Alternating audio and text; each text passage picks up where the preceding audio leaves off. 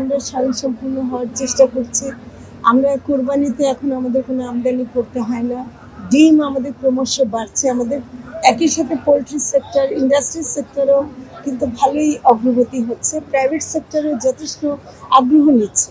তো ফলে আমরা যদি এটা জাতীয় পর্যায়ে প্রতি বছর করতে থাকি, তাহলে এই আগ্রহটা একটা হলো প্রান্তিক পর্যায়ে যেমন বাড়বে, তেমনি যারা ইনভেস্ট করেন, যারা প্রাইভেট সেক্টরে আছে, কারণ অর্থনীতিতে তাদের ভূমিকাটা অত্যন্ত গুরুত্বপূর্ণ, আমরা সেটাও করতে পারবো।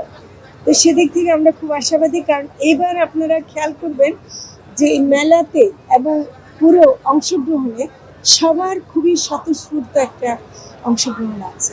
এই যে জাতীয় প্রাণী সম্পদ সপ্তাহ, যেটা গতকালকে শুরু হলো এবং 2রা ডিসেম্বর শেষ হবে, এর মাধ্যমে আমরা যে বিষয়টা সবচেয়ে গুরুত্ব দিই সেটা হচ্ছে যে সাধারণ মানুষের মধ্যে একটা সচেতনতা তৈরি করা এবং এই খাতে উদ্যোক্তা যাতে বেশি হয় সেই বিষয়ে কার্যক্রম গ্রহণ করা। তো আমরা যে বিষয়টা চিন্তা করছি সেটি হচ্ছে যে এখন আমাদের যারা বিভিন্ন বিশ্ববিদ্যালয় থেকে পড়াশোনা করে বের হচ্ছে, তারা তো পড়াশোনার পরেই তাদের একটা চাকরি করার জন্য বিভিন্ন ধরনের প্রয়াস তারা চালাবে। তো আমরা তাদের মধ্যে আমরা একটা প্রচার করার চেষ্টা করব যে তারা যাতে এই সেক্টরে উদ্যোক্তা হতে পারে। এই সেক্টরে উদ্যোক্তা হওয়ার জন্য 2 ধরনের বিষয় দরকার। একটা হচ্ছে উদ্যোক্তা হওয়ার জন্য কি দরকার। তো আমরা ইতিমধ্যে এসএমই ফাউন্ডেশনের সাথে কথা বলেছি।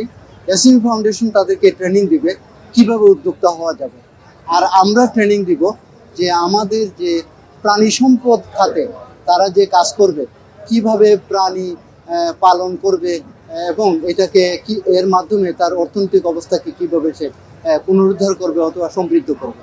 তো আমাদের ধারণা যে এই প্রাণী সম্পদ সপ্তাহ সারা দেশেই তো পালিত হচ্ছে, এর মধ্যে তরুণদের মধ্যে একটা উৎসাহ, একটা উদ্দীপনা এবং এক ধরনের আগ্রহ সৃষ্টি হবে এবং আমরা সেটাকে কাজে লাগানোর চেষ্টা করব।